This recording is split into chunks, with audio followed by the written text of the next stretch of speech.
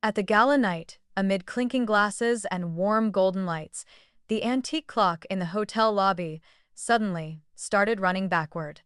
I froze. From the wooden seam at the base, a brown paper packet slid out as if someone had just pushed it. On it, in the familiar handwriting I hadn't seen for 17 years, "For pat open when you hear the clock run backward." It was my mother's hand. Inside were a bank vault key card and four strange numbers. Why tonight on the night my father was being honored? I pressed the envelope into my palm and slipped past the line of people taking photos with my father against the Business Person of the Year backdrop. The whole hall buzzed, but my pulse stumbled to the clock's backward beat. My mother died when I was 16, leaving a few pages of journal and a void that never filled. She'd never left a riddle except this slip of paper, on this exact night, the moment the clock reversed. I didn't call anyone, didn't ask anyone. Instinct said, this wasn't some sentimental keepsake trick. A safe deposit key card, four hastily written digits, and the instruction, when the clock runs backward, felt like a signal planted long ago. If I opened it, what rewound might not be just the clock's time, but everything my family has tried to move past. The next morning, Boston lay under a thin mist. I drove through Beacon Hill, gripping the brown envelope with the four numbers and the key card. Last night the clock ran backward. This morning I looked for answers where feelings don't reach. A steel box. The bank lobby was hushed. The teller checked my papers and led me to the basement. The manager opened the box, matching the numbers in the letter. The drawer slid out. A plastic pouch, a rubber-banded stack of papers, a USB drive wrapped in tape. I laid everything on the table. The first stack was tuition bonds in my name. The paid-in-full stamps were clustered in the last 2 years of my mother's hospitalization. I remembered extra shifts, my mother's thin smile when I said, "I'll manage." So there had once been a financial umbrella, and then it vanished. Next came a scan of a durable power of attorney, Elaine Hale at the bottom corner, but the stroke on the H was too heavy, the E's tight as if pulled by someone's hand. My forensic accounting reflex kicked in. I noted ink weight, stroke direction, letter spacing. My mother's writing flowed like water. Here, the stream hit stones. Inside the plastic pouch was a hurried note. If you're reading this, I didn't manage to say it all. Don't trust signatures when the hand shakes from medication. A wash of her soap scent brushed past memory. I asked to use a computer room. The second the USB plugged in, a folder appeared, a 7-minute 31-second video, a few document photos. The thumbnail showed our old living room. A green striped chair, a wooden floor lamp, a family photo from Cape Cod. I hit play. My mother sat slightly turned, thin and tired, but her eyes were clear. "Pat," she said, "if you're watching this, it means I don't believe the papers out there tell the truth." She paused, as if listening for footsteps off camera, then continued. "I was pressured to sign while on pain meds. I asked to wait until I was clear. They said there was already a power of attorney. Look closely at the name, Denise." A shadow slid along the wall. She pressed her lips together. "Denise Harper. My aunt." She spoke in fragments. A rainy afternoon at the hospital, a clipboard already set out, a familiar but distant voice saying, "Sign so Charles won't be burdened." The meds made the letters swim. The person said, "Just small adjustments for the family fund. Mason needs a bridge." At the end, she looked straight into the lens. "If the clock runs backward, it means someone touched what shouldn't be touched." I stopped the video. On the table, the bonds lay. Neatly stacked, the POA scan like an old trap. I remembered our kitchen when I was 16, my mother teaching me to dust cinnamon on apple pie. The woman on screen was still my mother, weaker, but crystal on right and wrong. I called Lila. "Are you free? I need you to check a USB. Urgent," I said as the second ring ended. "Lila, don't send it in chat. Meet me." "Where?" "Basement. Beacon Hill Bank." 20 minutes. Waiting for Lila, I opened the photo folder. First page. Durable power of attorney, stamped 17 years ago. At the bottom edge, a faint finger shadow, like someone was holding the paper in a rush. I zoomed in. The top left corner had an old paper clip gouge useful when we compared to the hard copy. The glass door opened. Lila came in, hair tied back. She set down a laptop and a reader. "Give me the USB." I handed it over and quickly recapped what I'd found. "First, a backup," she said, making a read-only copy. "Then CRC and metadata." Her fingers ran the keys. "Home video device, original timestamp intact. Ambient noise steady, no splice artifacts, but..." She pulled up the waveform. At 0:32, a door opens, a low female voice far back. "Could be a nurse, could be the name Denise," I whispered. Lila didn't comment. "I'll do a preliminary signature comparison on the scan, but for certainty, we'll need a document examiner." "I don't want to rush and burn myself," I said. "And the bonds?" Lila tapped the stack. "Those payoffs line up with what period?" "The last 2 years of my mother's hospitalization," I said. "Same window my dad started getting murky contributions to some fund." Lila noted. "Assets in your name may have been shifted into a fund via POA." She looked up. "Pat, are you ready to see this through?" I glanced down the safe deposit corridor, like rows of metal bookshelves. "If Mom left the key on the night the clock ran backward," I said, "this isn't just about tracing money, it's about tracing how someone bent a family's memory." "Next step," Lila closed the laptop. "I'll take the copy to the lab, go deep. You retain independent counsel. Seal the originals. Don't hand anything to anyone." I slid the original USB into the plastic envelope, sealed it with bank tape. "And Dad," I said softly. "He's forgetful lately, but sometimes he's sharp. If this is true, he's a victim too." "Then tell him like you're telling me." Lila set a hand on my shoulder. "We're trying to set time back to its right direction." We left the room. The cold corridor stretched the light into long bands. At the counter, the manager asked about a follow-up. I chose the earliest slot, like gripping the morning so I wouldn't fall into the dark. Outside, thin sunlight washed a pale gold over the stone steps. I slid the envelope into my inside pocket. It settled there like a second heart. A church bell down the block counted each beat. I texted Noah. "I'll be late this afternoon. Something to discuss tonight." He replied, "I'm here." I put the phone away and looked at the red brick row houses toward the corner, where a maple was shedding early leaves. Above, the sky was clean as a new page. I breathed in. In my head, the clock still ran backward. In my chest, the beat had found a different tempo. Slow, steady, no retreat. I kept walking. That afternoon, I brought the USB home to the 3-bedroom wooden house where my childhood still lingered on the steps. My father sat in the armchair by the window, gray cardigan buttoned off, gaze unfocused. "I'm home, Dad," I said, setting my bag on the nicked coffee table. He smiled faintly. "Pat, are you on call tonight?" "No. I'm staying with you." But one look at the stack of papers in my bag told me the order had warped. Aunt Denise came out of the kitchen with a gleaming silver teapot. "Perfect timing, Pat. The doctor mentioned adjusting meds need a few signatures," she said, setting a clipped stack on the table, pen cap already off.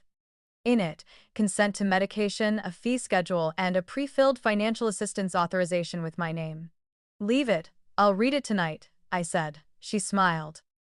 "We're family. Charles has been forgetful, so I'm taking initiative." Dinner was simple: chicken soup, toast, a small salad. Dad kept asking what day Mason was flying, then stalled at my mother's name. I steered the talk to the backyard apple tree so he'd finish his soup. Aunt Denise talked about overnight care costs, about a family fund running thin. The front door opened. Mason walked in, deep blue suit, loosened tie, carrying a box of cold pizza. He spotted the USB by the outlet. "What's that?" "What Mom left," I said. "We need to talk." Mason exhaled. Pat, stop. Dad's tired. I didn't start this. I'm opening what's been locked for 17 years, I said. Denise added, Honey, your mother's been gone a long time. Even if there were errors, those files are closed. Keep Charles stable now. I kept my voice even. In the video, Mom says she was forced to sign under medication. Why is your name on the POA? Denise fired back. I routed paperwork to the right places. When a patient isn't stable, the system runs. If anything's missing, it's a process gap. Mason barked, You want to drag the family into the public? Stop. I looked at him, remembering the teen who tucked a blanket over me during storms. I don't want to hurt anyone. I need to know where my tuition money went and who decided over Mom. I took Dad upstairs. Before pulling up his blanket, I told him about fallen maple leaves and the train's whistle down the street. He smiled. You tell it like your mom did. He fell asleep moments later. I stood before the black and white photo of Mom, holding me as a sick baby. That gaze felt like a hand on my shoulder. Downstairs, warm yellow light pooled. Denise had left. Mason sat with his head in his hands. I set the USB on the table like a chess piece already planned. Tomorrow morning, I'm giving a copy to Lila. I'm also seeing independent counsel, I said. Mason let out a brittle laugh. Sue who? Aunt? Dad? The past? Who we sue isn't the point. The point is to stop what's still happening, I said. Money doesn't vanish, it changes clothes. Mason squinted. Meaning? I pulled the paid-off bonds. During Mom's last 2 years, my bonds were drained. At the same time, Hale futures swelled.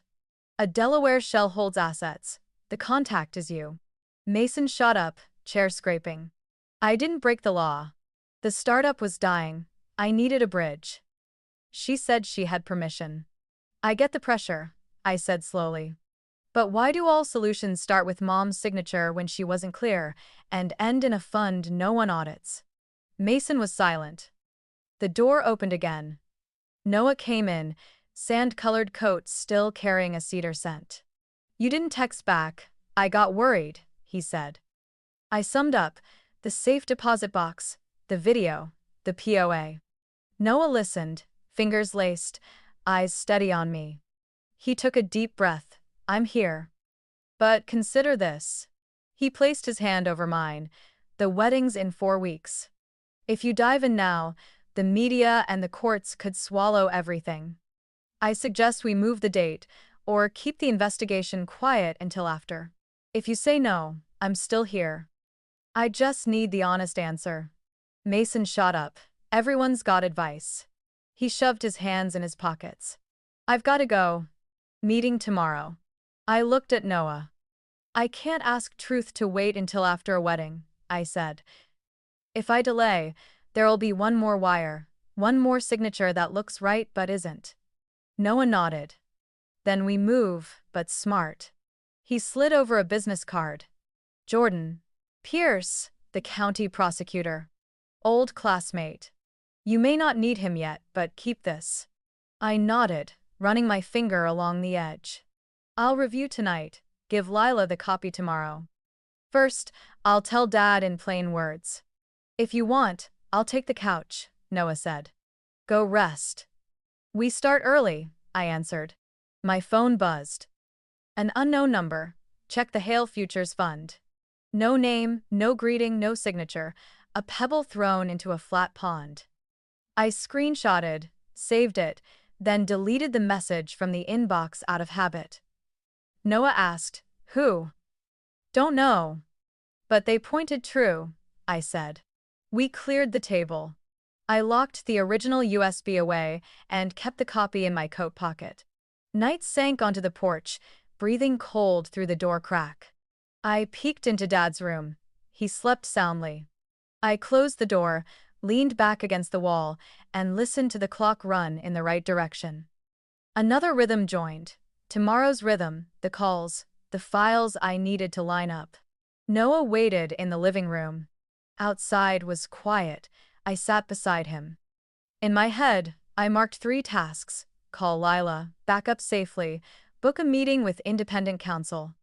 Before any of those, I'd brew Dad's morning tea, slice his bread thin, and listen to one of his old stories to remember I still had a family to protect. Then I'd open the laptop, open the files, and let the numbers speak for what they've hidden this long. The next morning, I got up before dawn, brewed coffee, and opened my laptop. The USB copy lay beside the bond stack. I built a spreadsheet reverse clock, trace 01, and entered the markers: Mom's admission dates, bond payoff dates, the date the Hale Futures Fund first appeared in accounting emails. Lila texted. Recovered a deleted file. Tuition, bridge.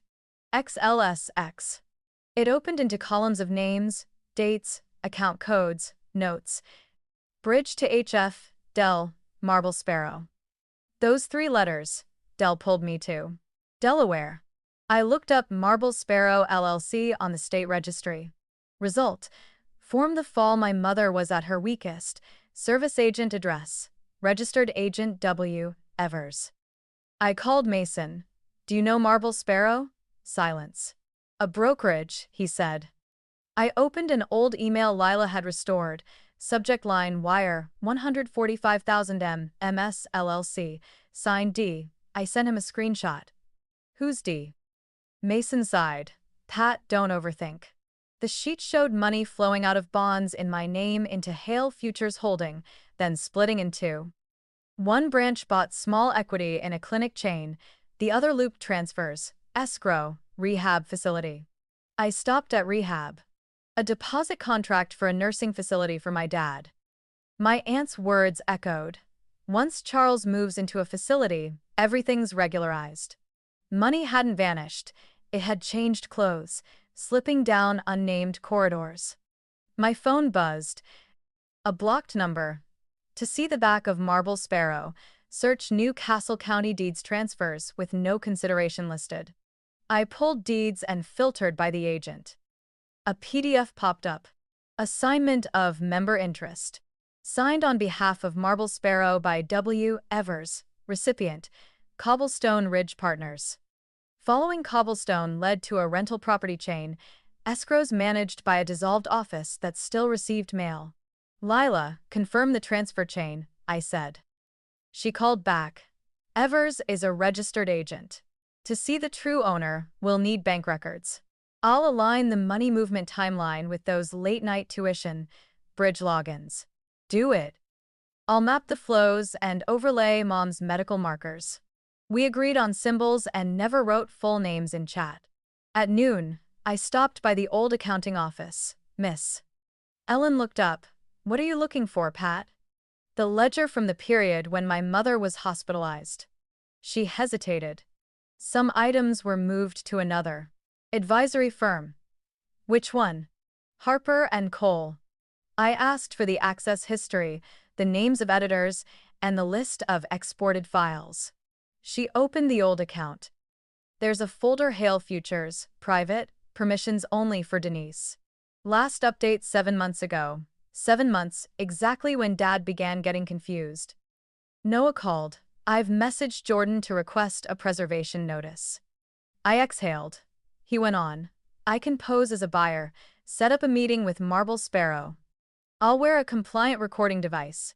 Stay within the legal boundaries, I replied. In the afternoon, I arranged the flowchart into 4 layers: origin, bonds, savings, bridge, Hale Futures Holding, peeling off, Marble Sparrow Cobblestone, destination, clinics, real estate. Each arrow carried a timestamp and an approver. As the picture emerged, I heard the numbers beating like a heart under a different colored shirt. My phone buzzed again. Blocked number. Escrow 8842, check the signer. I opened the PDF. The last page of the agreement bore the signature D. Harper with an IP address beneath it. Lila texted. The IP points to the old Harper and Cole office. The router's still running. I took a screenshot and pasted it into my notebook. Footprints show up in small things like an unchanged IP. That evening, I set dinner for Dad.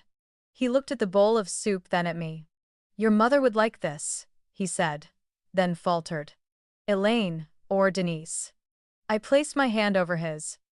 Mother, I said. He nodded. I told him what I was doing, avoiding sharp words. He looked out the window. Don't let yourself burn out, he said. I'm breathing slow, I answered.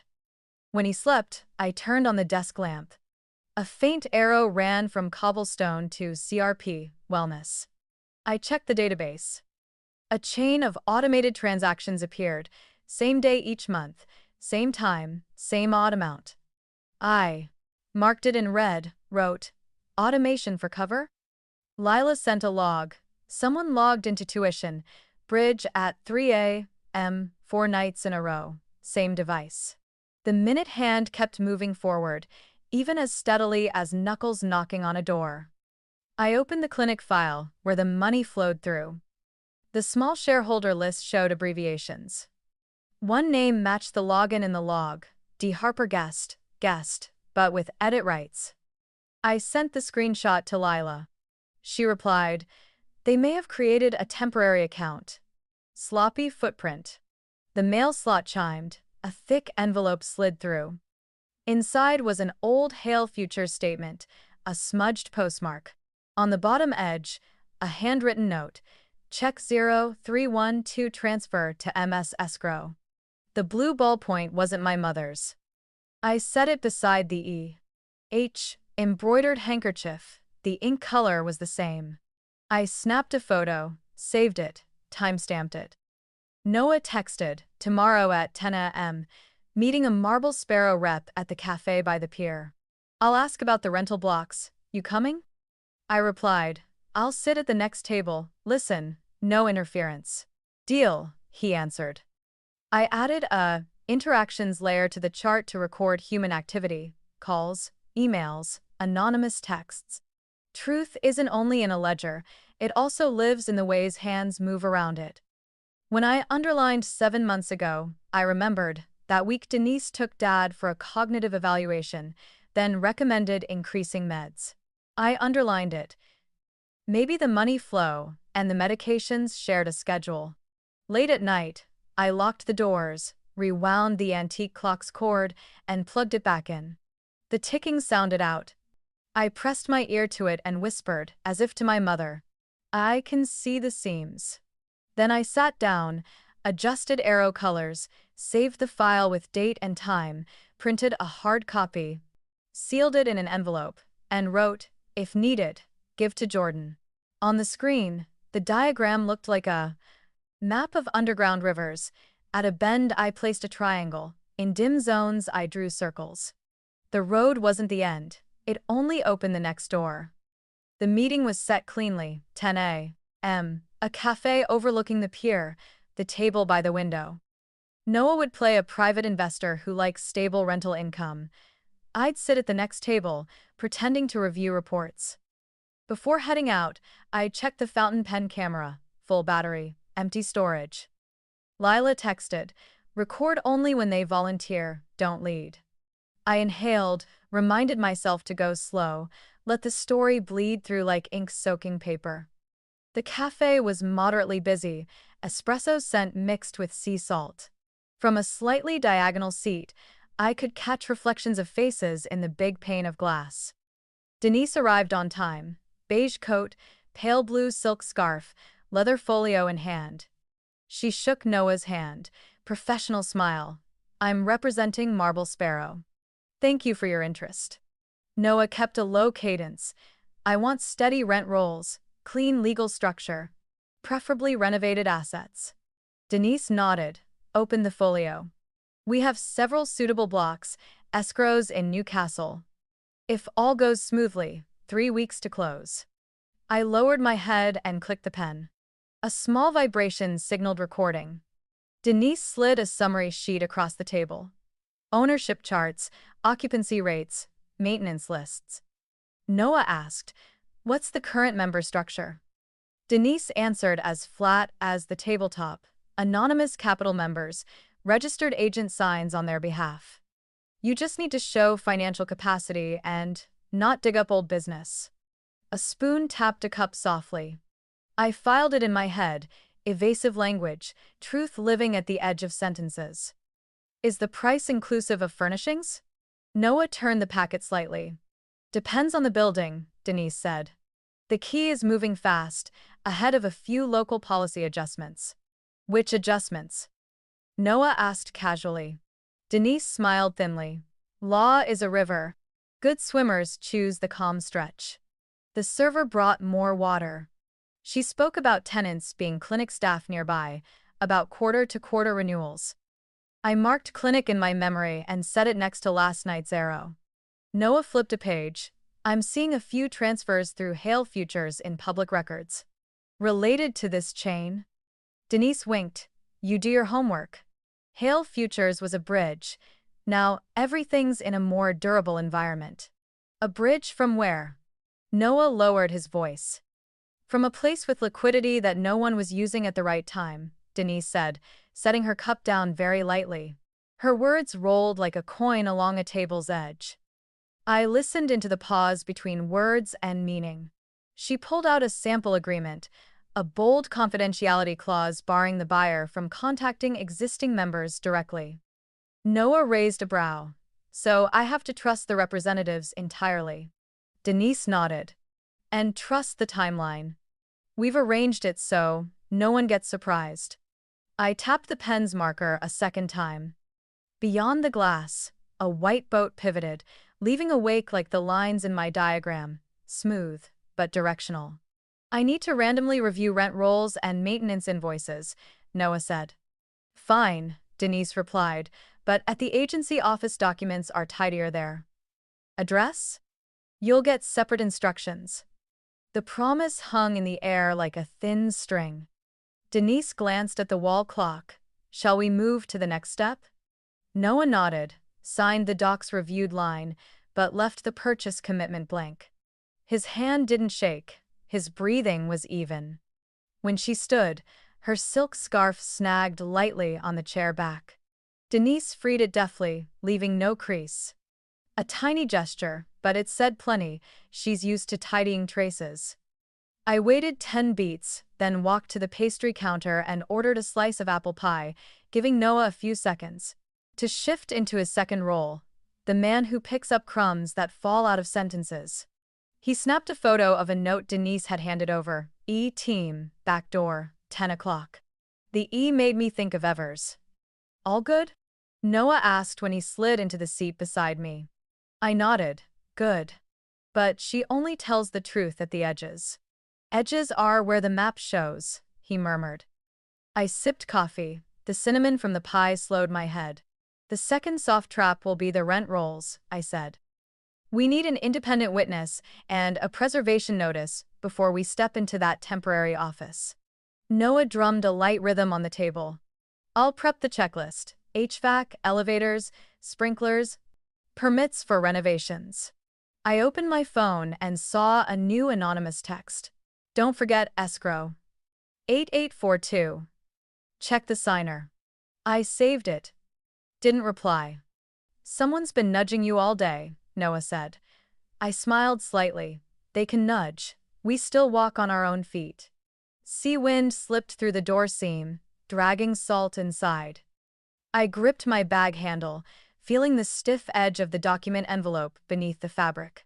Somewhere, a bell rang 3 even chimes. Leaving the cafe, we walked the pier. Wet night slick boards shone under young sunlight. I told Noah about the 2 maps I'm drawing, money and language. Language? He asked.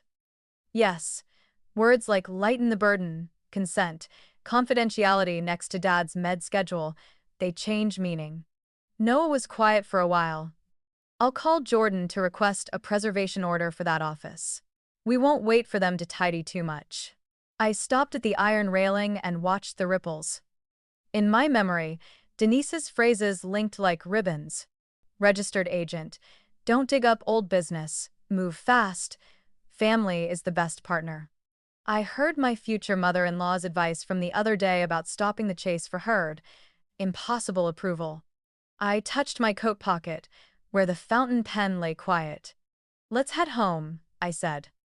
I need to match Denise's handwriting, then prep for the backdoor meeting at 10 o'clock. I got home at dusk, my collar still smelling of the pier's salt. The living room was softly dim, an orange streak through the curtain. Dad slept upstairs, his steady breathing fell down the stairs. The antique clock by the fireplace, its gold-scratched face, sat as if holding its breath. I set my bag down, removed the pen camera, and checked my phone. Lila texted, "Signature matching kit ready. Don't touch any originals if you find them." I replied, "Understood. Backdoor meeting at 10 o'clock tomorrow." Noah wrote, "Jordan has sent the preservation request." I poured water and stood before my mother's photo. I whispered, "Mom, tonight, I need a sign." The second hand gave a tiny twitch. One beat. Then another.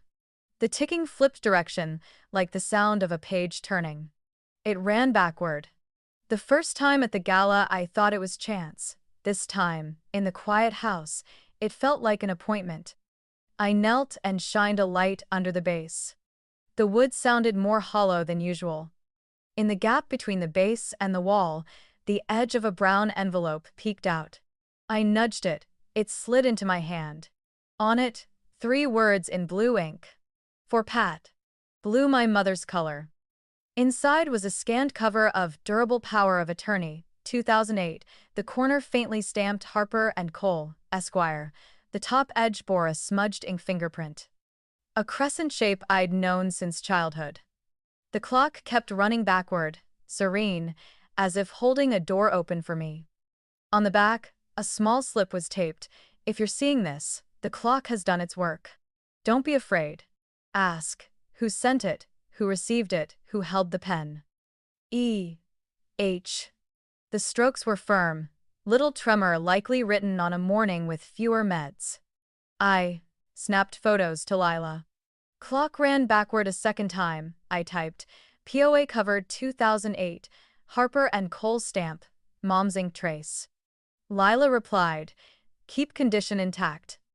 I'll match the ink style. Bring the envelope tomorrow morning."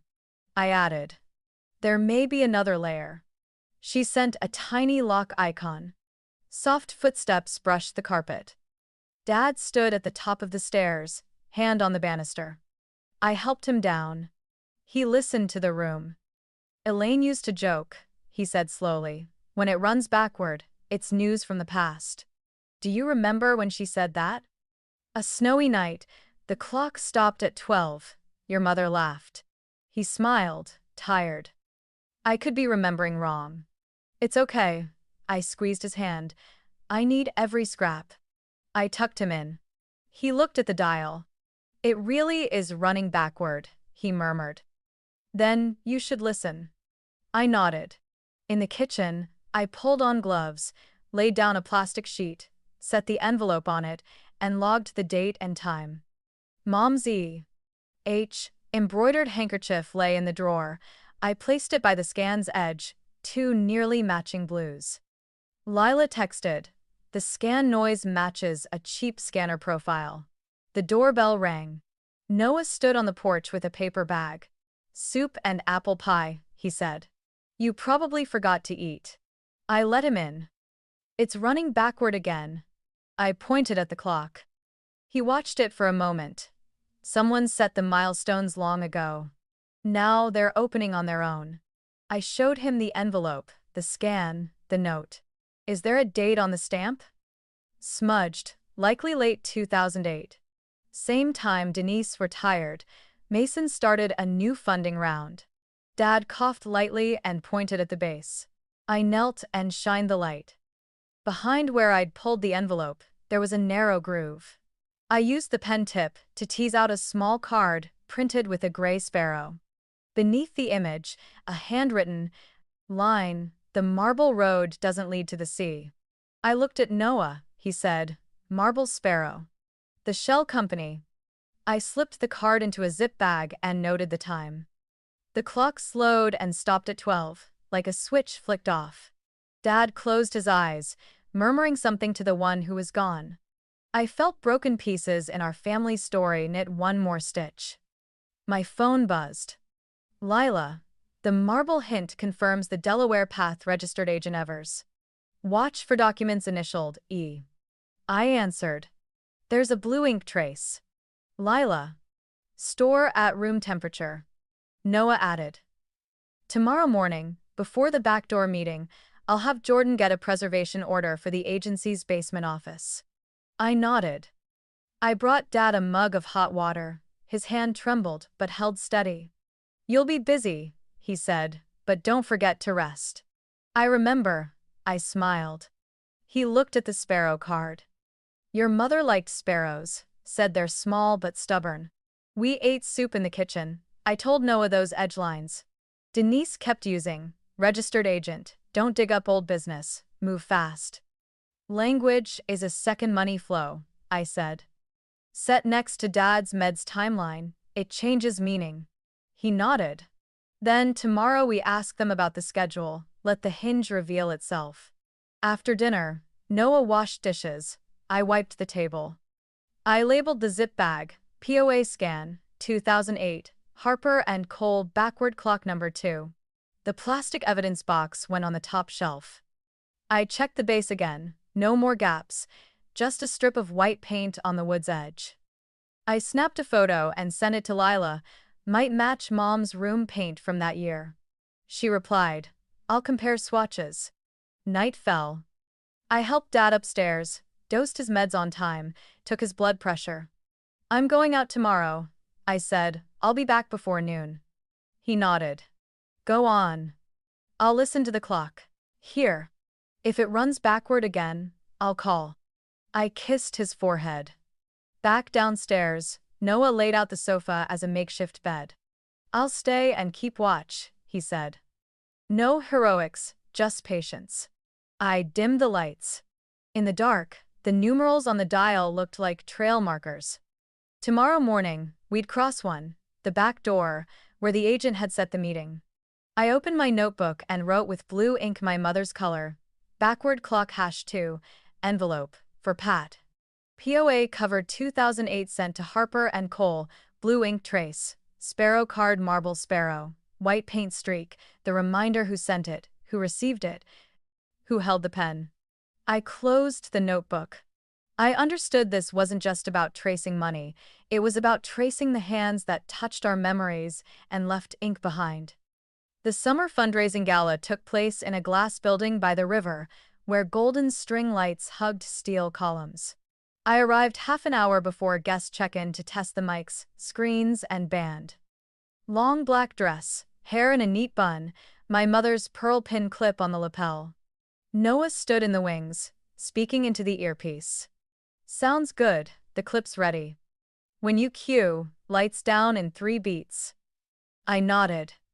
Guests streamed in, the clink of glasses rippling like circles on water. Denise appeared, beige dress, blue silk scarf, a carefully trained smile. She greeted donors, leaving perfume and the sense that everything had been prearranged. Mason came late, tie askew.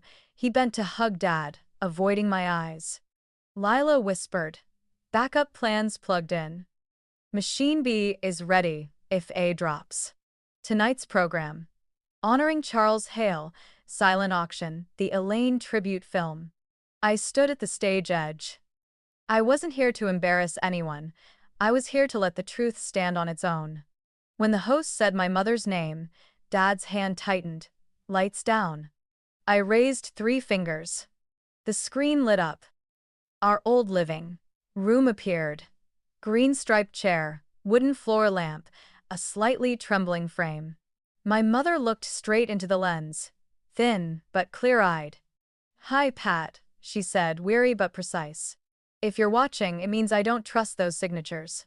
A thin hush slid through the room. I counted beats so my heart wouldn't outrun my head.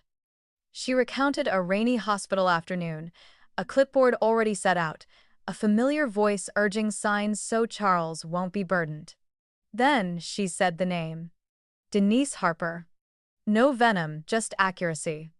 In the lower right, the screen overlaid a durable power of attorney, 2008 cover with a faint Harper and Cole stamp. Then a statement of my tuition bonds, paid in full stamps, matching the nights she was hospitalized. Somewhere on the left, A spoon tapped a cup. The lights stayed steady. I looked at Denise. Her hand rested on her purse, knuckles whitening. Mason swallowed hard. Dad sat up straighter. The clip ended with Mom's instruction. When the clock runs backward, take your father out of their hands. Follow the marks I left. The screen went dark. In the gap between two layers of silence, you could hear people making up their minds. I stepped to the podium and held the mic. "Thank you for giving Elaine a few minutes," I said, calling my mother by name. The host picked up, drawing the room back into gala rhythm. The band slid into a light swing. I slipped into the wings. Lila reported, "All good, no dropped frames." Denise left her row, heading down the left corridor. Noah was already there. I cut through the staff route, carpet darkening the sound of my heels. The hallway was cooler and dimmer. Mason leaned against the wall, breathing short, his suit bulging at the inner pocket. I stopped a few paces away. "Where are you going?" I asked. "I need air," he said. I didn't press. At the far end, Noah was an anchor. Mason pulled his hand from his pocket. A black hard drive sat in his palm. "I took it from the office," he exhaled, meant to run if things got too loud. But when I saw Mom, I couldn't. I held out my hand. He placed the device into it like setting down a warm stone. "It has the hidden ledger," he said. "Denise's emails, contract templates, clinic logs. This is the original." "Why now?" "Because Mom called my name." Noah stepped closer. "Let's seal it properly." He pulled out a zip bag, gloves, a marker. I put on the gloves, read the time. Noah wrote. 8:14 p.m., West Hallway, hard drive handoff, witness present. We signed 2 small slips.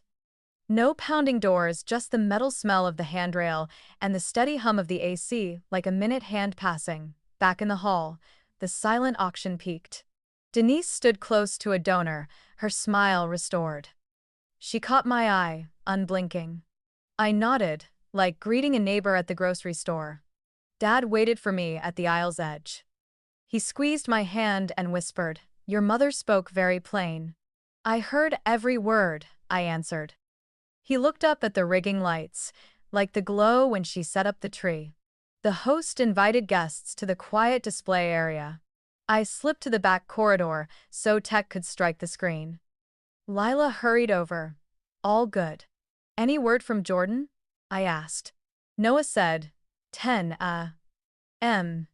Tomorrow, he'll receive the drive and file a data preservation motion. Denise walked up, unhurried. "Nice program," she said softly. "But people come to a gala to have a good time." I met her eyes. "Fun isn't the same as forgetting." She smiled sharp. "You're like Elaine picked the perfect moment to make people uneasy." "My mother picked moments when there was still something to save," I said. She narrowed her eyes. "Congrats on tonight." Then she left. I stood by the glass doors, watching the light strands reflect into a golden road. In my bag, the hard drive rested in plastic. Across the way, water tapped the concrete steadily, the way truth taps a story, if you let it run through. I breathed deep. The night's tempo had changed, no longer waiting, now, preparing. I went back to Dad. He wanted to stay for one more slow number. "Your mom loved this one," he said. I guided him near the dance floor's edge, where middle-aged couples turned. Lila leaned in. Service door had cameras. I got 2 frames of Mason handing over the drive. "Keep them safe," I said. Noah messaged the group. 10 a.m. Meet at the county office. In the music's wash, I told myself, there's no conclusion tonight. Only a door cracking open and a thread showing its tail. When the host called everyone back to their tables, I walked Dad to his seat. Noah slid in beside me and murmured, "You okay?" I nodded. I could hear my own metronome. 3 beats of lights down, 1 direct look, 1 hand opening at the right time. That night, when the band lifted into a brighter swing, I took Mason out to the west balcony, where the river wind was cool and the clinking sank like distant chimes. He leaned on the rail, shoulders trembling. The night was gently still. "I want the whole story, from the start," I said. "No trimming." Mason nodded. "When Mom started failing my company, promising round, draft contracts just needed 6 more months. Then the market tightened. Cash ran dry. Denise arrived as rescue. She brought the bridge. Hail futures. She said, family lifts family. No one outside the window needs to know. She brought lawyers, term sheets. Mason continued. "I wanted to call you, but pride and fear."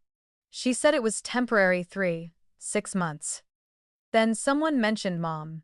When Mom pushed back, Denise said there was a POA. She said Mom would sign when the pain eased. But on signing day, Mom was medicated. I stood outside. Door closed. Pen scratching, someone said, just to get Mason through the rough season. When the door opened, Mom was asleep. "When you saw the scan," I asked, "did you still believe Mom signed it?"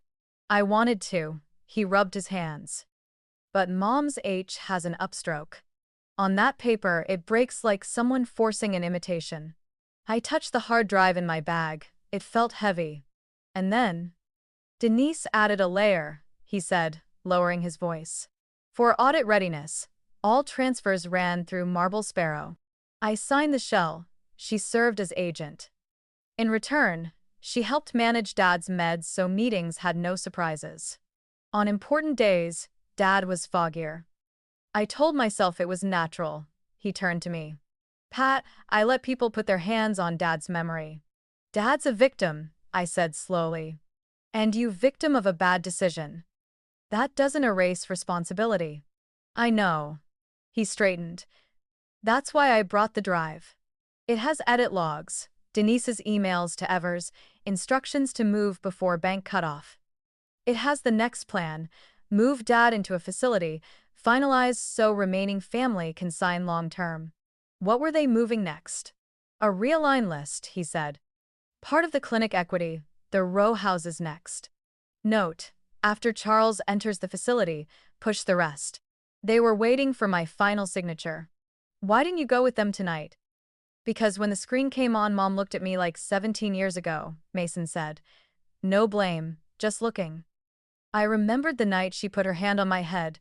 "Son, adults get scared sometimes. But being scared and staying silent is its own kind of betrayal. I've been quiet too long. How do you plan to make it right?" "3 things," Mason said. 1. Full statement to the prosecutor, turn over passwords, devices. 2. Exit anything Denise built, except an independent audit for anything under my name. 3. Say it in front of Dad. No dodging. "It won't be easy," I said.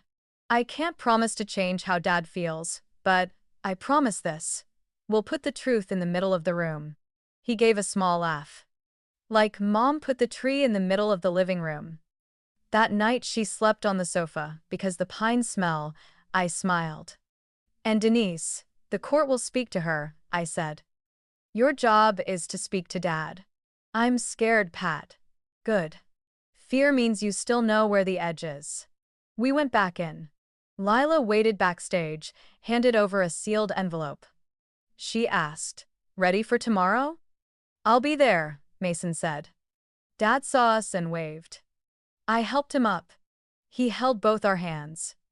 "You two look like your mother when she planned the kitchen," he joked. Mason laughed, a catch in it. "Dad," he said, "tomorrow morning I want to talk to you about work." "I walk early," Dad said. "Come with me." Denise returned, toasting donors. I met her gaze, no sparring. I told myself, next time, every sentence will sit beside a log, a signature, a timestamp. The silent auction crested and fell. The host invited guests to write notes on the tribute board. I handed Dad a pen. He wrote, "Thank you for reminding me." Mason stared at the handwriting like a river, finding its old bed. He whispered, "No more hiding." When dessert was cleared, I slipped into a small lobby and called Jordan. "We have a hard drive," I said. "Logs, emails, an asset transfer plan." Jordan replied, "Bring it in tomorrow morning. Keep everything as is tonight. I'll file preservation." I hung up and stood alone a moment. The glass showed me in a black dress with a pearl pin. I touched it and thought of Mom. Then I returned to Dad, to Mason, to the gala, only now a piece of truth had stepped out of the half-light. On the way to the car, Mason walked a few steps behind. "Pat," he called, "if Dad is angry tomorrow, don't speak for me." "I won't," I said. "I'll just keep the conversation on the road." "On the road," he echoed. "When we were kids," Mom said, to find the right path, listen to your own footsteps. If they're too quick, you're running away. You'll go slow," I said. "Go steady," I corrected myself. Steady takes longer, but it holds. In the lot, the air carried river and pastry. Dad leaned against me. Mason opened the back door and laid his coat as a pillow. A small gesture, but I saw a beginning in it. In the driver's seat, Noah asked, "All good?" I nodded. "Tomorrow at 10. He looked at Mason in the mirror. "I'll be there." "Thanks," Mason said. The car rolled away from the lights. I glanced back as the glass building shrank like a music box closing. In my head, Mom's voice at the end of the video was still clear. "When the clock runs backward, take your father out of their hands." I set my hand over Dad's. In the back seat, Mason was quiet, but no longer dodging. I knew tomorrow we'd start with an old sentence that felt new. "Dad, where did I go wrong, and how am I going to make it right?" The morning after the gala, Boston's sky still held mist.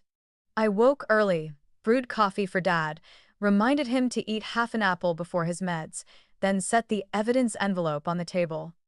Noah arrived on time, coat smelling of cedar. He set the keys on a porcelain dish. "Jordan at 10 a.m. Let's leave 15 minutes early to go over everything." I nodded and smoothed my notes. We reached the county building while the flags were still wet. The prosecutor's office issued visitor badges. A clerk led us to a frosted glass conference room. Jordan Pierce came in, indigo tie, steady eyes. He shook our hands. "Thank you for preserving the originals. First, chain of custody." Noah opened the bag and placed the hard drive, USB, and sealed envelope on the table. Jordan pulled on gloves, read out the time and seal numbers, signed, then had us countersign. I summarized the picture. My name bonds paid off during my mother's hospitalizations. Hale Futures as the bridge, Marble Sparrow as the cover layer, Cobblestone receiving assignments. Escrow 8842 with D.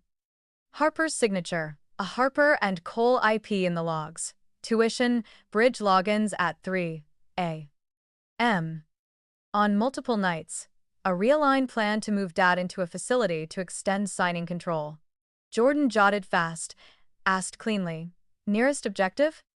I answered, "Stop asset flight and force the process into the open." He leaned back. "I'm filing an emergency preservation order for the electronic records of Hale Futures, Marble Sparrow, and the related escrows. At the same time, we'll stage a sting transaction to capture how they move funds." I looked at Noah. He nodded.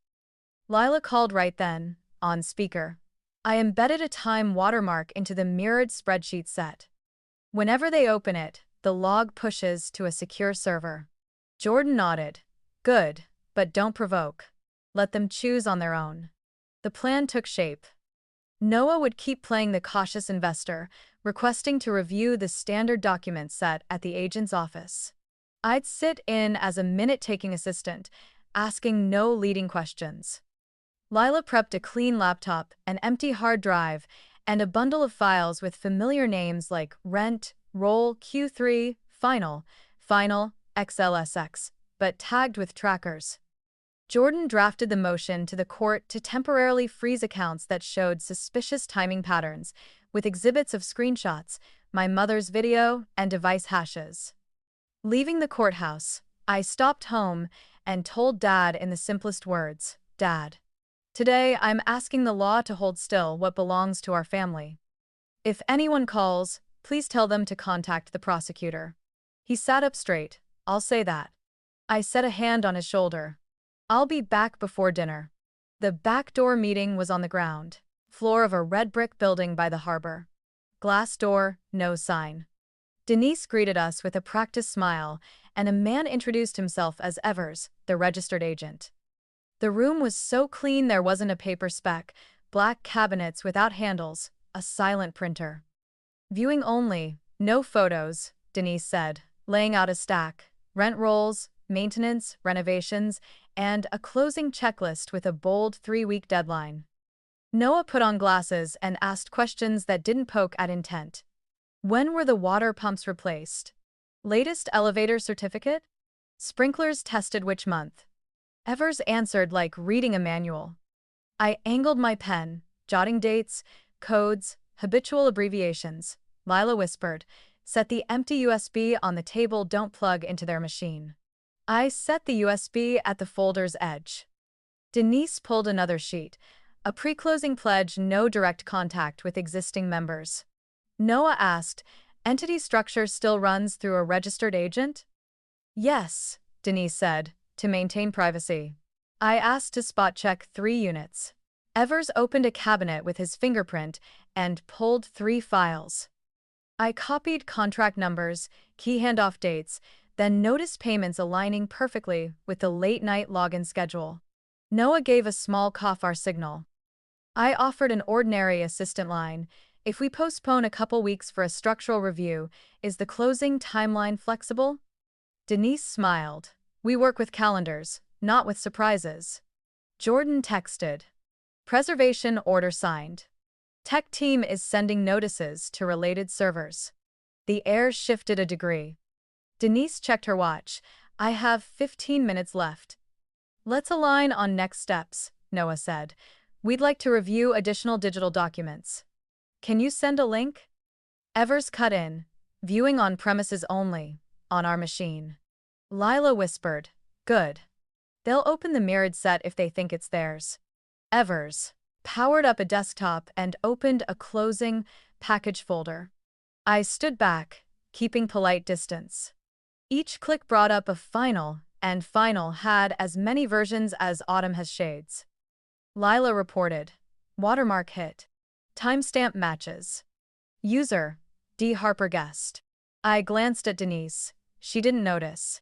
We left the building as the sun tilted. I called Jordan. They opened the set on their machine.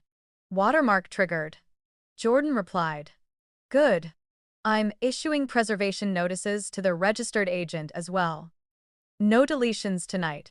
I sat on the stone steps and breathed in salt air laced with printer ink.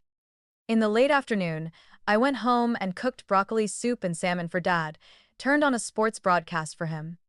While the pot simmered, I called Mason. Tomorrow you're coming with me to the county office. You need to present the timeline and turn over passwords. Silence on the other end. Then, I'll be there. I don't want to be quiet anymore.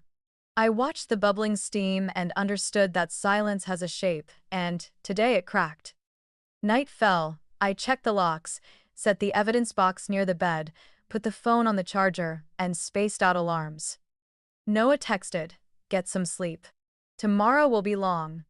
I replied with a photo of the soup bowl. From the second floor, Dad called down, Honey, the clock's going in the right direction again. I looked at the dial and heard a steady tick-tock. I closed my notebook and wrote, Law is involved now. From here, every step must be lit. On the morning of the hearing, Boston was brisk. I brewed coffee for Dad, folded his wool cardigan, then slipped into my bag a plastic sleeve, the sealed hard drive, the USB copy, and my mother's embroidered handkerchief. I wasn't sure when I'd bring out the handkerchief. I only knew it belonged to today, like a thread tying my kitchen to the courtroom on the 6th floor. Noah drove. Jordan's in early, he said. Judge Whitaker doesn't like runaround. I smiled, tired. I'll keep it short and solid.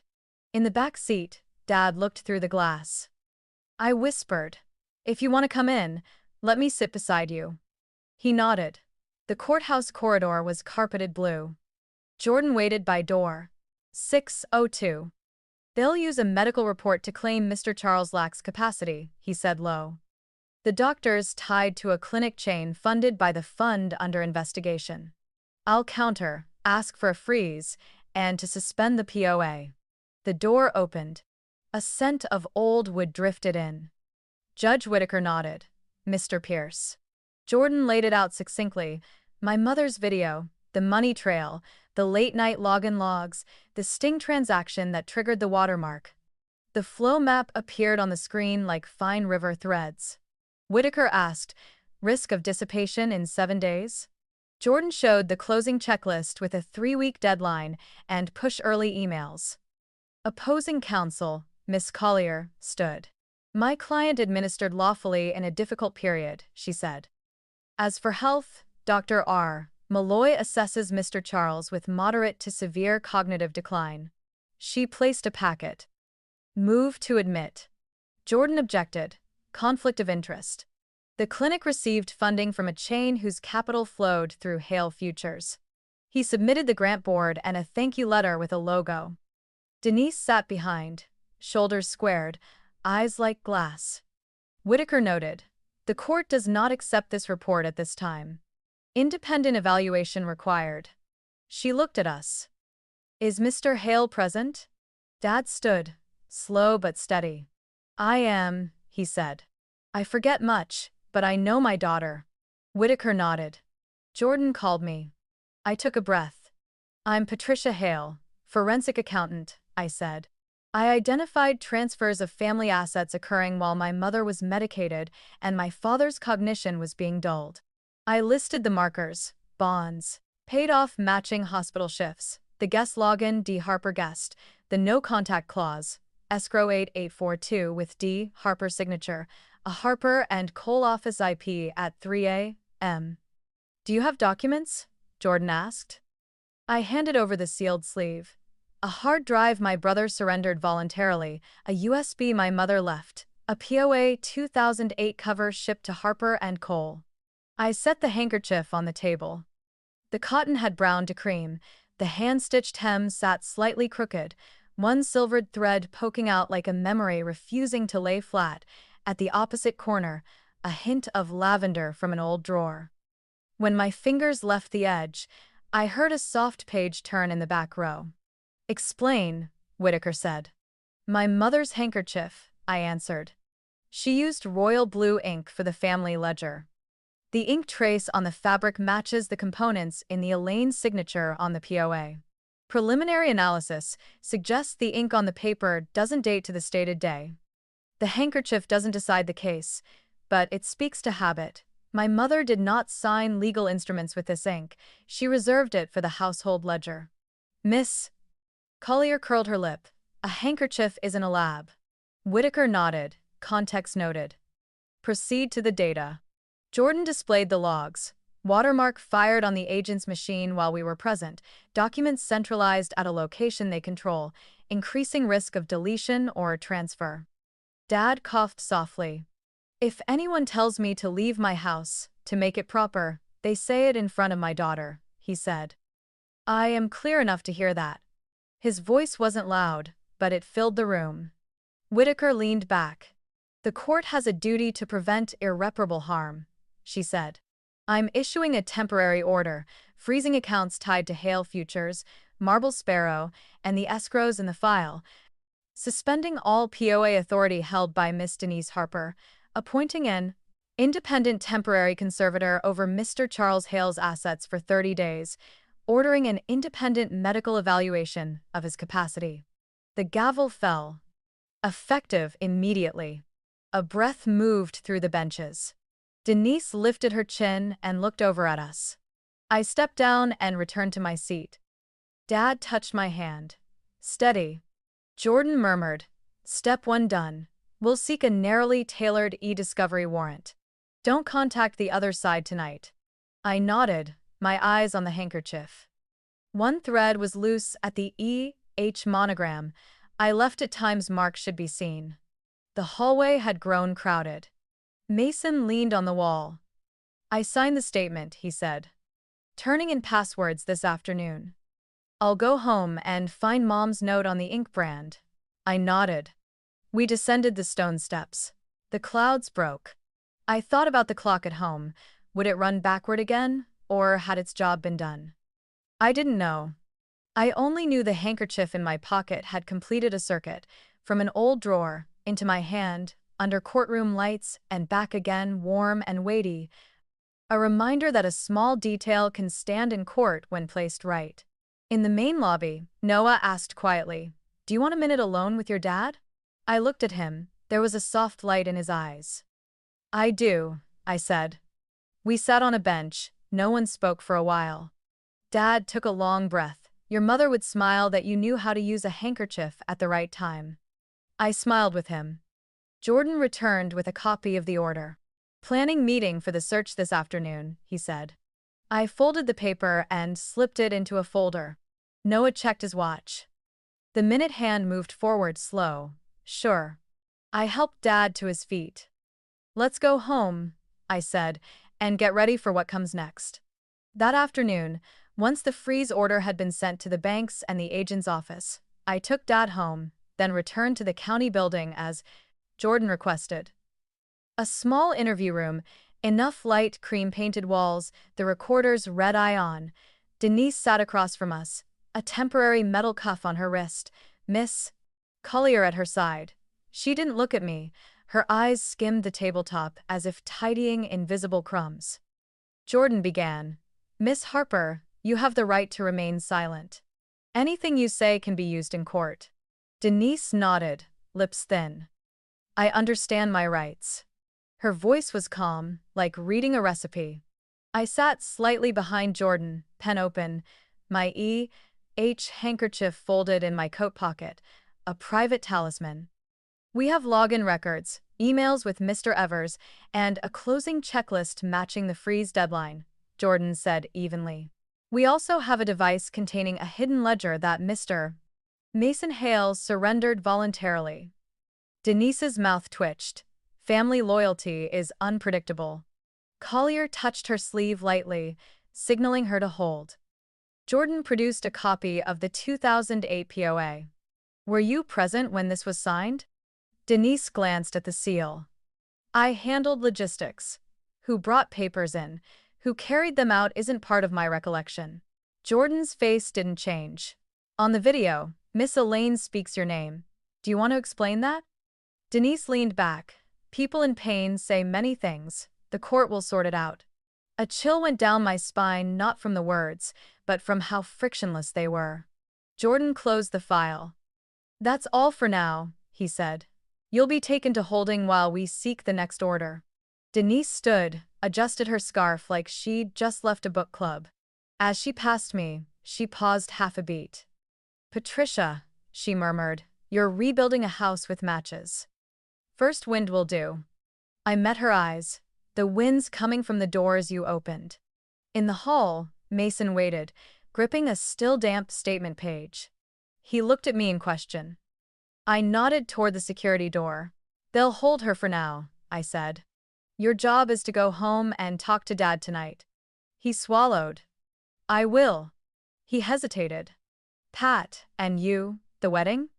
I exhaled, a little weary. "We keep it quiet. We won't let it become anyone's backdrop." He nodded repeatedly, like someone relearning where a nod belongs. Noah met me in the lot. A misty drizzle had started. He raised the umbrella and walked me through slick maple leaves. "You okay?" he asked. I told the truth. Calm, but not light. He stopped, pulled a small box from his pocket, then gripped it again. "I was going to ask you the moment Whitaker dropped the gavel," he admitted, "but it would have felt like compensation in the wrong place." I laughed thinly. "You can reschedule," I teased to ease the weight. Noah shook his head. "Not the date. The condition. We marry when this house has a repaired foundation, nothing hidden." I nodded lightly. "I understand." That evening, Mason arrived before dinner. He took off his coat and stood in the kitchen doorway like a student confessing. Dad sat at the table, bread already sliced. I stirred the lightly bubbling soup and set out 3 bowls. "Go on," Dad said, voice neither hard nor soft. Mason took a breath and placed both hands on the table so they wouldn't shake. He started at the beginning, the startup plummeting, Denise bringing the bridge, his signing off to create Marble Sparrow. My tuition and family funds rerouted, the pen scratching behind a hospital door. Meetings preceded by bumped meds, so Dad would be less surprised. When he reached facility, Dad's hand twitched. He set the bread down. "Who said make it proper?" he asked. "Aunt," Mason answered quietly. "And me," he added, self-indicting. Dad was silent for a long time. Rain pattered on the awning. Finally, he pulled his chair closer. "Let's eat," he said, "then keep talking." I ladled soup for each of us. The celery warmth filled the kitchen. In the bowls, the surface reflected the lamp like small ponds. The next sentences went slower, but they didn't back away. After dinner, Dad braced his hands to stand and went to the living room. He looked at the antique clock and lightly touched the wooden case. "Elaine must have found a way to turn it," he murmured. "She was good at leaving signs." Mason asked to go upstairs to search the attic closet for the box Mom had left. I cleared the dishes, washed them under warm water, and listened to the light footfalls on the upstairs wood floor like letters lining themselves into rows. Noah called me out to the porch. The rain had thinned. "Jordan says we've got a data collection order at the agent's office in the morning," he said. "I'll go with you. Mason should be there too." I nodded, pulling my wool scarf close. "I'm worried about Dad tonight," I said. A lot of memories surfacing at once can be exhausting. Noah rested a hand on my shoulder. "I'll take the sofa." A moment later, Mason came down carrying an old cardboard box. We spread everything out on the table: Mom's cloth-bound ledger, a few Christmas cards, 2 rolls of ribbon, and a yellowed clock manual with Mom's pencil in the margin. "Release latch, turn backward, when you need to remember." I smiled, stinging a little. "Your mother loved wordplay," Dad said, his eyes brightening. "When you need to remember." He sat and opened the ledger. In the middle of a page, royal blue ink had pooled like an old pond. "Elaine always used this," Dad said. I took the handkerchief and set it next to the page. The ink on the fabric and on the paper were nearly the same shade. My phone buzzed, an unsigned text: "Don't let them take Charles tonight." I looked up at Dad. He was leaning back, eyes half closed, but his hand on the ledger was still warm. I showed Mason. He immediately called to Locke. "Down the home care service. No one comes tonight without the new password," he instructed. Only after I'd steadied myself did I realize. Fear can turn into concrete steps. I gathered every paper from the box and sorted them into 3 stacks. Habits, ledger pages, ink receipts. Signs, cards, margin notes. System, the clock manual, warranty cards. Mason handed me a photo: Mom adjusting the clock on the mantel, me at 6 standing beside her, eyes following the hands. "Maybe even then she was thinking of how to keep you from getting lost," he said. I nodded, eyelids stinging. Near midnight, when the house had settled, I set the box beneath the clock, turned off the stove, checked the locks. In the small pool of light from the floor lamp, Noah pulled a blanket up on the sofa. "Sleep," he said. "Tomorrow we talk to the living," I whispered, "but we also have to listen to those who aren't here." He smiled, not arguing. I went to my room and didn't fall asleep right away. My mind replayed the interview room, Denise's thin smile, Mason's hands on the table, Dad's eyes when he asked about making it proper. Each frame slipped into place like the ticking had returned to its right direction. Before I closed my eyes, I put the handkerchief under my pillow. A small detail, but tonight it was the thread tying me to the old floor so that tomorrow, when I step into a workroom cold with air conditioning, I'll remember why I stand upright, without raising my voice, and without backing down. I breathed. Boston's autumn was gentle after weeks of court and paperwork. I woke early, baked banana bread, poured Dad a weak coffee the way he likes it, and opened the window to let the damp leaf smell into the kitchen. The antique clock on the mantel ran forward, its tick-tock clean, like the house had been set back in order. Dad came down the stairs. "You're not going to court today, are you?" he asked. "No, Dad. This afternoon is the scholarship ceremony." He nodded. I laid the program on the table. Elaine Fund. "Your mother would like that," Dad said. Mason arrived at 9 o'clock with a basket of Cortland apples. Noah called from the porch. "Cars booked. We'll head out early to beat the bridge traffic." I nodded. In the living room, I opened Mom's cardboard box, the cloth-bound ledger, Christmas cards, the brown-edged clock instructions. The E.H. handkerchief had been dry-cleaned, a hint of lavender still clung to it. Dad ran a finger along the hem. "Some things go through court and come back like they never left home." The Riverside Hall gathered sunlight through glass walls. The organizers had borrowed an antique clock for the lobby. The hands ran forward. Lila checked sound and whispered, "Only light today." Guests walked in slowly, dress shoes on wood like an opening measure. When the music began, I stepped onto the stage. In my hands, a lightly marked speech and a photo of Mom smiling.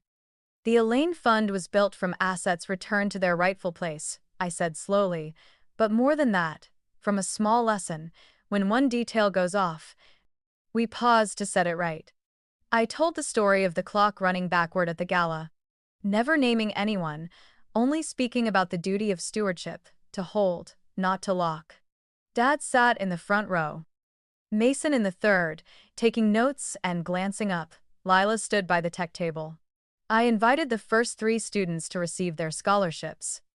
Each brought a story: a night shift nurse's child, an elevator mechanic's child, and a young woman whose mother never went to college because she chose extra shifts. In their voices, I heard the clarity. Mom taught, "Say little, say true." For the symbolic hanging of the clock, Dad climbed the ladder while Noah and Mason studied it. He set the catch slow and sure. When the hand touched the mark, he paused and looked at me. I nodded. The tick-tock rang through the hall, and a few people touched their collars. A local reporter asked afterward, "Can you sum up the legal journey?" she said. "Put the right name on each hand," I answered. "Files labeled final keep multiplying, so we learned how to check them." I didn't mention Denise. The story had moved beyond the shape of a single villain. The older reporter thanked me for keeping the story within ear's reach. In the lobby, Catherine and Gregory came in for a hug. Catherine gave me a silver maple leaf pin. "Wear it when you need a reminder that every season has its rhythm," she said. I placed it below Mom's pearl pin. Before closing, I stepped onto the balcony. River wind carried the smell of fresh paint. Mason leaned on the railing. "I met the old team," he said, "told them everything. Some scolded me, some hugged me." I nodded. "Go steady." He smiled. "Set the boulder down, and your back straightens." Noah handed over the first donor list for the fund. One name made me pause. Robert P. I didn't ask. On the river, 2 boats left twin white wakes. The afternoon drifted on soft jazz. As I said goodbye to guests, an elderly woman took my hand, southern lilt in her voice. "You told it without pouring oil on the fire. The fire's hot enough." I bowed my head. Back home, the house greeted us with the warm scent of wood. Dad settled into his armchair, glancing around as if confirming the edges were back in their frames. Noah carried in a new bookshelf. "The foundation work part," he joked. I shelved Mom's ledger on the top and set the handkerchief flat beside it. Mason put on a pot of potatoes. I seared cod. Dad snapped beans. Washing dishes, I noticed a faint blue ink smear on my finger. I laughed. Mom's still following me to the sink. Dad laughed too.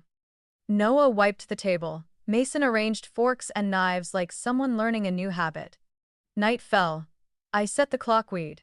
borrowed from the hall on top of a cabinet. Its hands ran steady. In my head, I repeated what I'd said.